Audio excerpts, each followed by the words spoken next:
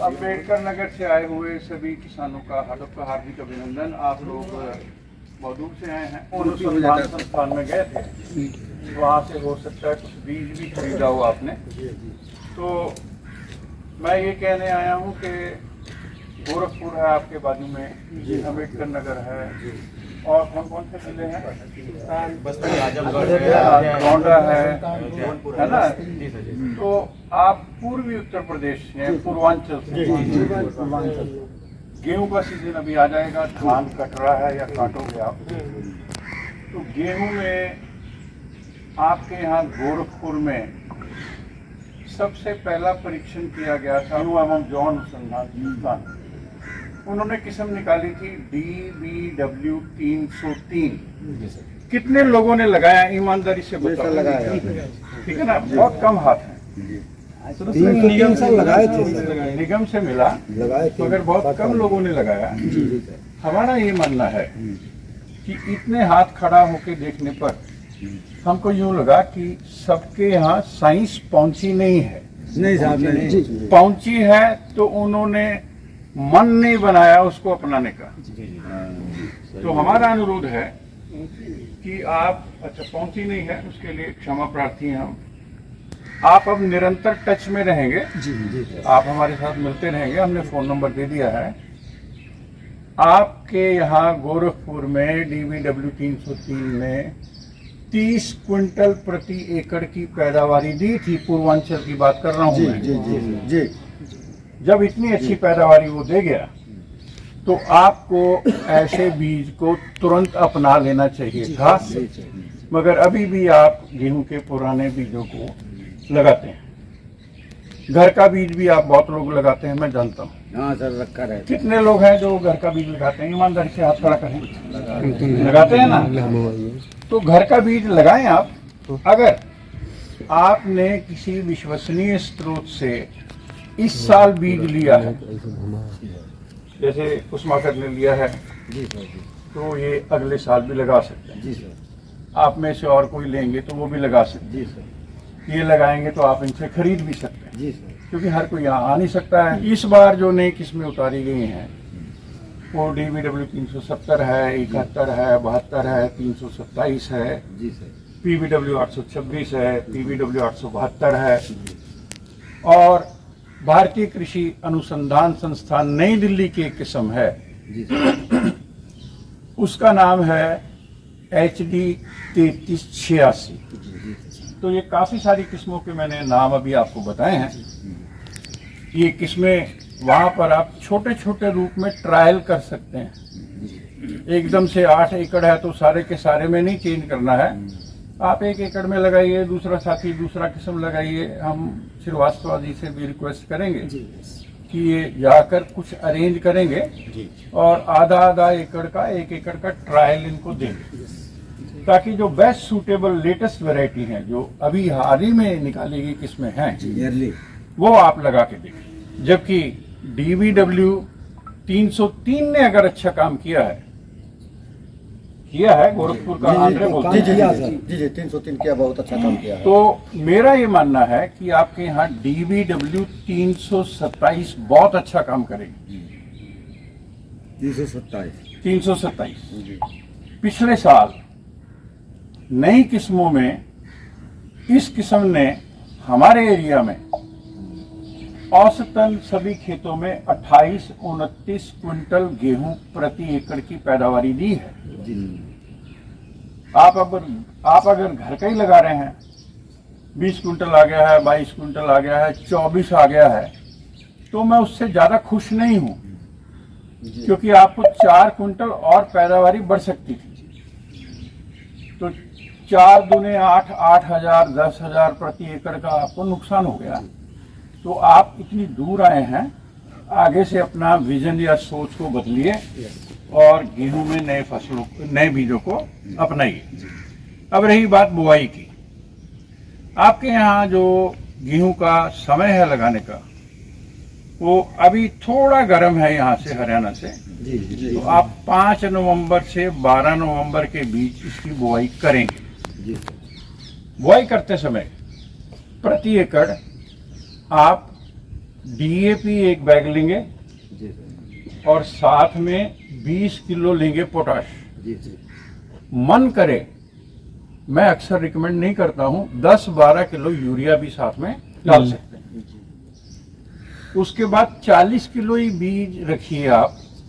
कुछ कुछ लोग 50 डाल देते हैं, कोई घर का है 60 डाल देंगे, इतने पीपे ले गए हैं, इतना बोरी ले गए हैं, तो देश में इसका बहुत बड़ा नुकसान होता है।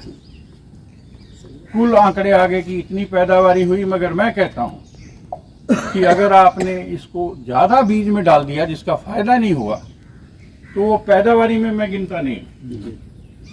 मेरा ये मानना है कि अगर 40 डालना था आपने 60 डाल दिया, तो 20 किलो का घर का ही नुकसान हो गया। 5 एकड़ की खेती करते हैं उदाहरण के लिए आप, जी जी। तो 20-25-100, 1 कुंटल गेहूं आपका बेकार हो गया। वो ना तो खाने के काम आया, ना बेचकर 2500-2000 रुपये आपने प्राप्त किए।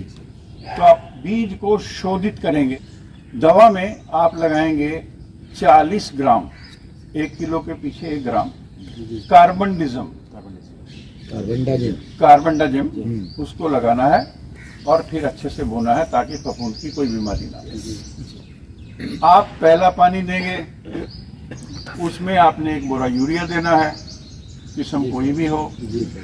साथ में आप डालेंगे 10 किलो जिंक और साथ में डालेंगे आप 10 किलो सागरिका।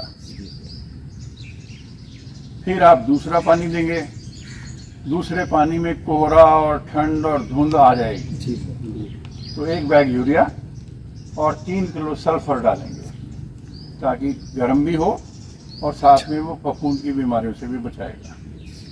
फिर तीसरा बोरा है, उसमें आप यूरिया डालें, उसके साथ जो कुछ रह गया है वो डाल दें, मगर उसमें ह्यूमिक एसिड और फुलविक एसिड, ये 2 चीजें जरूर डालें।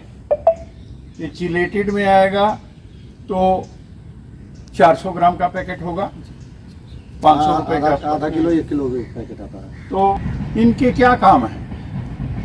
ये जमीन में जो अब तक आपने खादें दी थी, उन खादों को ये नीचे से फिर घोल के पौधों को ऊपर ले जाने में सहायता करेगा, जड़ों की सहायता से। उससे पौधे हष्ट पुष्ट होंगे।